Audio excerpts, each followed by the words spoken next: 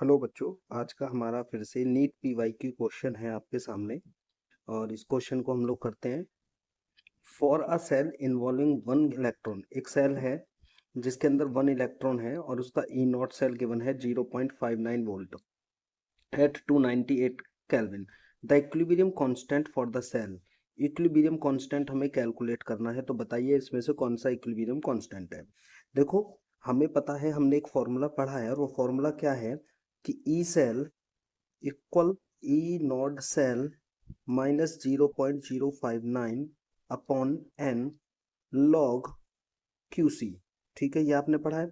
और आपने ये भी पढ़ा है कि जब हमारा सेल इक्विलिब्रियम की स्टेट में होता है तो इक्विलिब्रियम की स्टेट में ई नॉट सेल क्या हो जाता है, ई नॉट सेल जीरो हो जाता है और क्यूसी हमारा केसी के इक्वल हो जाता है। ठीक है, अब ई नॉट सेल जीरो हो, सॉरी ई सेल हमारा जीरो हो गया, सॉरी ई सेल होगा, ये ई नॉट नहीं होगा। ठीक है, इसे काट देना। तो ई सेल जीरो हो गया और क्यूसी इक्वल हो गया केसी के। तो हम लोग इस फॉर्मूले को कैसे लिख सकते हैं, E not cell equal 0.059 upon n log KC लिख सकते हैं। अब एन की वैल्यू कितनी है, वन। तो एन की वैल्यू वन है तो हम क्या लिखेंगे इसे 0.59। ठीक है, हमें गिवन है already, equal 0.059 upon one log के सी। अब लॉग के सी का हमें निकालना है।